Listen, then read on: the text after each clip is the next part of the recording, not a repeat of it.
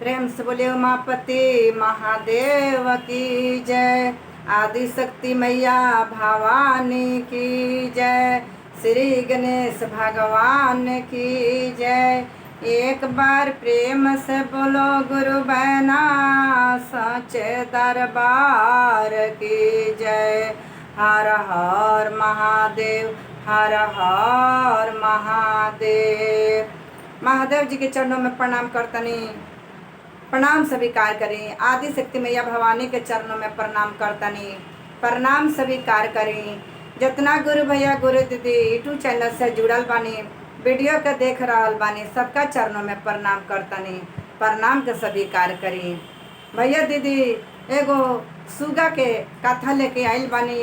कैसे सुगा के बुढ़िया माई अपन बेटा बना लहली आ उनकर जीवन खिल गई, यही प्रेम कथा बा। चली भैया दीदी आओ चले हम शिव के ओर, चली अब कथा के ओर चली। भैया दीदी कथा के पूरा सुने, पूरा सुनला से रहस्य के जानकारी होला। कैसे महादेव केकरा के तरह से दया देनी, कैसे अपनौनी आ कैसे के खोट से महादेव जी के भक्ति करला, मन में खोट रखेला, ओकरा के कैसे महादेव जी विसार देवे नी। तो चली एगो बुढ़िया माई रहली, एगो बुढ़िया माई रहली। देखी भैया दीदी बुढ़िया माई के एको बाल बच्चा ना रहे। वो बुढ़िया माई एकदम मतलब कि गरीब रहली, गरीब रहली, हीन रहली। उनका ना कोई बेटा रहे, ना बेटी रहे, ना मालिक रहे, ना पतो रहे, कोई ना रहे। बस महादेव जी के भगत अकेले रहली। वो दीदी अकेले रहली। देखी भैया दीदी उनकर यही तरह से कमात खात उनकर जीवन बीत रहल बा। बहुत समय उनकर लाचार हो गई, एकदम बुढ़ापा उनकर आ गइल बा, एकदम उनकर बुढ़ापा आ गइल बा। बुढ़ापा में कोई उनकर सहारा नहीं है। महादेव जी से दया मांगत रात दिन की, हे महादेव कैसे ही हमार शरीर गति लागी, महादेव दया करी। हमरा तो कोई बाना ना, हमरा आगे कोई बाना पाछे कोई बा।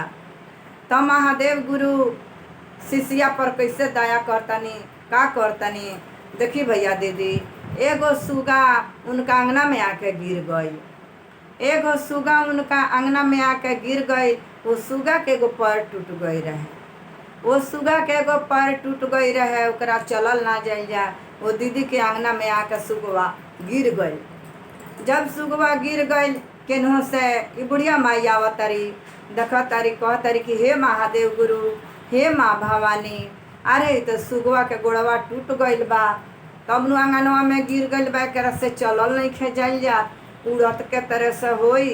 हर हर महादेव, हर हर महादेव। लगली महादेव जी से दया मांगे, दया मांगे लगली महादेव जी से।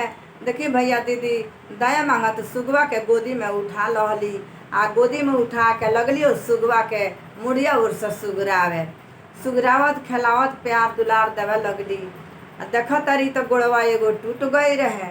का कर तारी कि गोड़वा में दवाई ध के आ ओकरा के पट्टी बांध दहली, गोड़वा में दवाई ध के पट्टी बांध दहली। पट्टी बांध के अपना खाना बनावस, कचौरी में क के सुगवा के खियावस, सुगवा के खियावस, दवाई खियावस, ओकरा के खाना में मिला के छोट छोट गोली के टुकड़ा क के और सुगवा के दवाई खियावस। यही तरह से पालन पोषण करते करते करते करते सुगवा पर निमन हो गई। सुगवा डुगरत होने जाए, डुगरत होने जाए, केनहो केनहो से डुगरे बुढ़िया माई के लगे आवे। यही तरह से करत करत बहुत समय बीत गई। जब खूब सुगा निमन हो गई, खूब उड़े लागल, चले लागल, टेम टेम टेम टेम बोले लागल, तब देखी भैया दीदी उस सुगवा एक दिन उड़ गई। जब एक दिन सुगवा उड़ गई तब कह बुढ़िया माई खोजत तारी जे जा सुगवा तो नहीं लौकत, सुगवा कहाँ गइल, कहाँ गइल सुगा, सुगा तो नहीं लौकत। अब रोवे लगली, कह तारी जे हे महादेव ये नु कहल जाला, इतना दुख में हम सुगा के पोसनी ह आ पोस पाल देहनी, तब अब उड़ गई, हमरा के छोड़ के चल गई। हम बेटा खानी ओकरा के पोसले रहनी ह, हमारा मन नहीं खे लागत, जले लाचार रहल तले हमरा लगे रहल आ निमन हो गए तब उड़ के चल गए।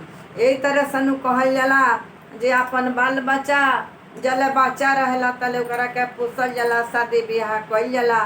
आ जब बच्चा के शादी ब्याह कर दल जाला त माई के बिसार देला। जगह अपना कोख के बाल बच्चा बिसार के अलगे उड़ के चल जाता, वही तरह से ही हमरा के छोड़ के चल गई। बुढ़ियों के मन ना लगे, बड़ी रुअस, बड़ी खोजस सुगवा के।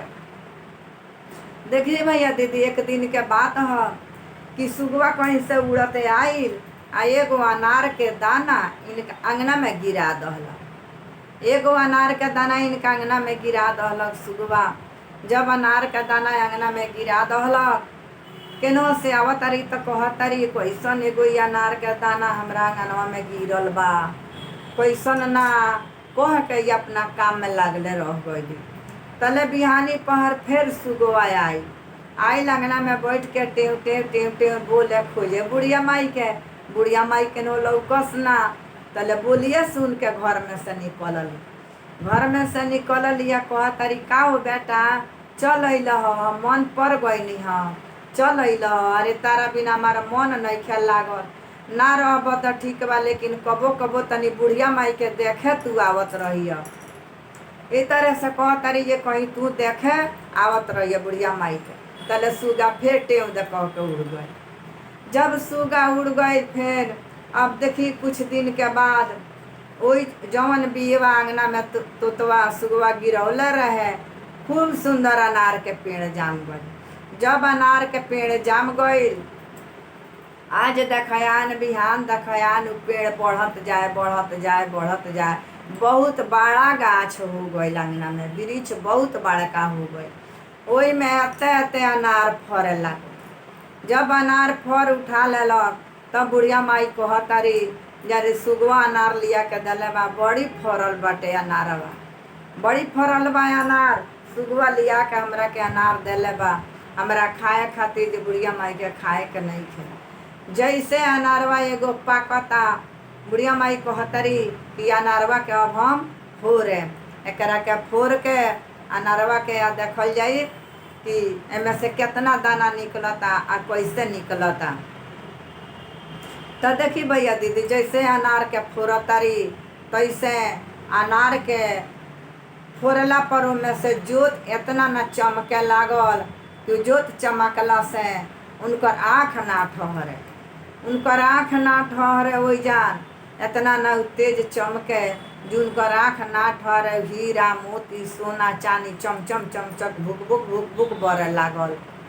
अब फिर आँख मिसत तोपत आ देख तारी तारी तो सोना चांदी ह, या अनार ना ह खाए वाला। सुगवा के हम सेवा कैले रहनी हनु तो सुगवा हमरा के लिया के देलक ह। कह लगली कि सुगवा के सेवा कैले रहनी ह तो सुगवा हमरा के लिया के दे गईल। अब वहाँ से उठा के आ घर में धो दहली। जब जितना वो में से सोना चांदी हीरा मोती रहे सब उठा के अलगे धो दहली। जब अलगे अलगे उठा के आ धो दहली, अलगे उठा के धो के आ लगली अपन काम करे। अपन काम बाजार करत करत करत करत वही में से का करस कि बेच के घर बनवली। घर बनवा उनवा के गाड़ी घोड़ा किनली। गाड़ी घोड़ा किन के अन धन के बढ़ंती अनघा होखे लागल। बहुत अन धन के बढ़ंती उनका घर में हो गई। जब अन धन के बढ़ंती जब हो गई, बहुत खुशी से रहे लगली। कोई नौकर चाकर उनका में घर में आ गई। नौकर चाकर के आ रहा देश खाना बना देलू, चाय बना देलू, झाड़ू बहारू पोछा सब नौकर चाकर लगावे लागलू। सब लागलू नौकर चाकर करे। बुढ़िया माई आराम से रहे लगली। अब ये आराम से रहे लगली। अब उनकर खुशी देखा देखी एक दिन एगो बगल वाला पड़ोसिन दीदी आवतारी। बगल वाला अली पड़ोसिन वाला कहतारी आके ए दीदी ए दीदी ए दीदी है ना। निकल के अली पूछतारी का हो। आते दीदी एगो बात पूछी रौरा बताए। आ तो हाँ पूछा हम बताए का हो जाई बतावला से। आ तो देखा ना बुढ़िया माई कैसे इतना वंधन तारा भइल ह, कैसे इतना वंधन भइल तारा, तनी बता दे तू हमरा से। इतना तू दुख में रहलू ह, अब देख कहाँ से वंधन तारा घर में आ गई आ भर गई, तो तनी हमरा से बतावा ना। कहतरी बुढ़िया माई रही सीधा दिल के, उनका दिल में कपट ना रहे, निर्छली रहली। उ निर्छली रहली, उनका दिल में कपट ना रहे। कहतरी जे देख दुल्हन, हमरा अंगना में एगो सुगा आइल, ओकर गोड़ टूट गई रहे। गोड़ टूट गई रहे, वो सुगा से उड़ल ना जाए। आ ओकरा के हम देखनी तो हमरा बड़ा माया लागल। हमरा जब बड़ा माया लागल तो ओकरा के लगनी दवाई धरे, मलहम पट्टी कैनी, ओकरा के दवाई खियौनी, खाना बनाई तो ओकरा के खियाई, अपना बेटा बेटी खानी पोस के तैयारी कैनी। आ उहे सुगवाई लिया के अनार एक दिन गिरा देलक। आ उहे अनारवा फरल बा, वही में से फोरनी तो हमरा हीरा मोती सोना चानी हमरा मिलल। दोसर कौनो हमरा के कमनिहार बा, के देनिहार बा जे हमरा होई। कहे लगली सही बात कहत रहली, हमरा के देनिहार बा, के लेनिहार बा जे हमरा होई। तो देखी भैया दीदी, अब उ कहतारी जे रह, हमहू यही तरह से हमहू करे से, हमहू यही तरह से करे। तो जा तारी वहाँ से जाके इतना बड़ा पत्थर ले ले तारी, आ पत्थर लेके ताकत जतरी मकई के उ के बोअर है। जे मकैया पर सुगा लौकी तो ओकरा के मारे, गोड़ तूरे आ सेवा करे, हमरो अंधन होई, हमरो के दी सुगा लिया के। तो देखी भैया दीदी, एगो तोता मकई पर बैठ के मकई के दाना खात रहे। ई देख ली महादेव के दया, देखी मकई पर बैठ के मकई के दाना खात रहे। अभी हमारे पत्थर ले रही, ऐसा चलाओ तारी पत्थर इस सुगा के गोड़ पर जाके लाग गई।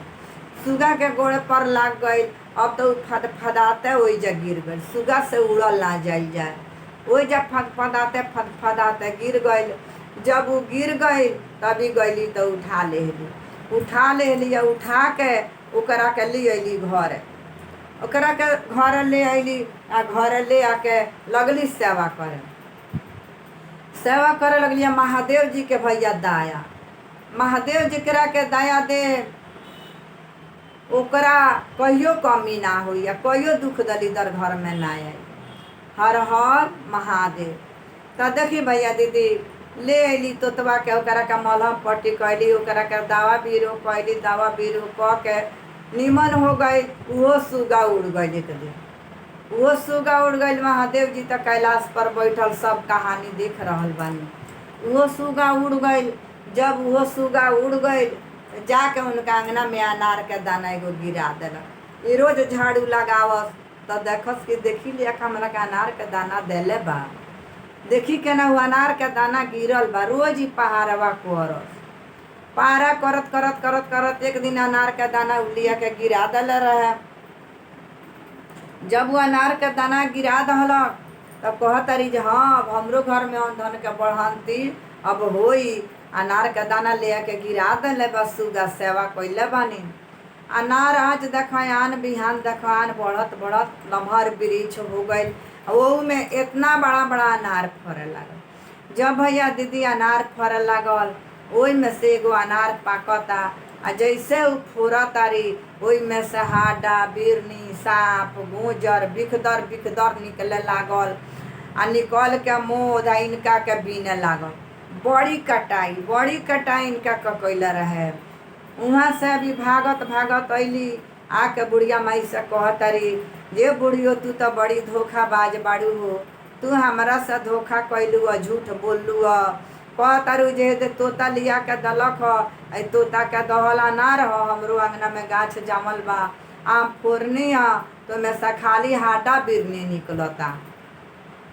हम फोरनिया तो में से खाली हाडा बिरनी निकलताटे, आ तू हमरा से झूठ बोललू, हमरा से चाल चलतारू, हमरा के देख के जरतारू। कहली बुढ़िया माई जे ना बाबू, हम काहे झूठ बोले, हम कामना दिन रात खातिर तू हमारा का बिगड़ले बाड़ू। देखा दे अंगना में अनार बा, आ यही में से हम पहले अनार फोरनी तो जाके हमरा निकलल। आ ये बताव तारा सुगा मिलले कहाँ, तू सेवा कैलू के तरह से, जे कहतारू जे हम सुगा के सेवा कैनी हम। आ तो देख मकई पर दाना खात रहे सुगा, तो हम पत्थर ले गईनी, पत्थर से मरनी सुगा के, पत्थर से मरनी बस गोड़ टूट गई, अंगना में गिर गई। वही जन गिर गई मकई के खेत में उठा के ले आनी, आ ओकरा के सेवा हुआ कैनी। सेवा कैनी तो उड़ल तो वही एके गो दाना अंगना में गिर रहे। आ तो देख तारा मन में कपट रल, तू लालच से कपट से तू सेवा कैलू ह। जान बुझ के केहू के गढ़ा में ढकेल दहल जा आ हाथ गोड़ टूट जाए तो ओकर सेवा कैल जाए तब पुण्य मिली। ओ आदमी के ओ दीदी भैया के मन आशीर्वाद दी ना दी तो देख तू तो पुनीत कैले बाड़ू। तू बरियाई से मार के सुगा के आ तब तू सेवा कैले बाड़ू। तो बरियाई से मारला से सुगा के सेवा कैले से कुछो होई? हमरा अंगना में तो अपने से आके गिर रहले। तो देख तू सही ढंग से तू ना कैलू ह, पालन पोषण तू मार देले रहलू सुगा के, वही से तारा ना मिलल ह। ई दशा वही से ई दशा तहार भइल बा से तू मन में पुनेत से तू अपन कार्य कैले बाड़ू। तू नेत से नैखू कैले, अपन दोष नैखू देत आ हमरा साके झगड़ा कर तारू। देख नेत धर्म सही से केहू के सेवा करबू, तारा मन में खोट रहल तो मुँह तो काला होखबे करी। सीधा दिल से तू सेवा ना कैलू हमार देख के तारा मन में दुख लागल, जलन भइल आ तब तू सुगा के मार के सेवा कैलू ह। तारा के केहू मारे घाव क दे ढकेल दे आ तब बैठ के रोए तो तू आशीर्वाद देबू आ तो ना आ तो यही से तारा एंगा भइल। तो देखी भैया दीदी, अब वो दीदी एंगा कहली जे एंगा भइल, देखी अपना माता पिता के सब सेवा कैल जाला आ देख के कार्य कैल जाला तो कुनेत वाला ना कैल जाला, नेत वाला कार्य कैल जाला। देखी भैया दीदी, दुनिया में जितना ज्ञान बा तो देखिए के सीखल जाला, लेकिन सत राह पर चलल जाला, सही राह पर चलल जाला, अपना हृदय से कैल जाला, प्रेम से कैल जाला, लगन से कैल जाला। जितना दुनिया में काम होता तो देखा देखी सारा दुनिया करता, लेकिन गलत विचार से ना करे के चाही, मन में खोट ना लियावे के चाही, केहू के दुख ना पहुँचावे के चाही। सीधा दिल से करी, सीखी, पढ़ाई बिजनेस एक से एक देख के लोग काम करता।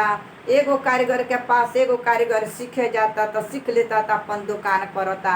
दुनिया में तो सब देखा देखी होता भैया, लेकिन रह गईल मन में खोट क के ना सीधा दिल से। तो देखी अब वो दिन से कहतारी जे दीदी हमरा से गलती भइल बा, हम गलती के माफ़ी रउरा से मांगतानी, हमरा के आशीर्वाद दी, अब से हम सही राह पर चले, बरियाई से कोई के चोट ना पहुँचाए। आ शिव के गुरु आज ले हम नहीं मान ले, अब हम शिव के गुरु मान लेतानी। हमरा नाम के घोषणा बताई कहाँ हुई, बतौली जे चर्चा में हुई, चर्चा में चलिह, नाम के घोषणा करा लीह आ वो दिन से तू कंगन माला पहन लिह आ शिव के गुरु मान लिह। तो चली भैया दीदी, यह सब कहानी बाटे, कथा समाप्त होता। प्रेम से बोलिए उमापति महादेव की जय, आदि शक्ति मैया भवानी की जय। हर हर महादेव, हर हर महादेव, हर हर महादेव।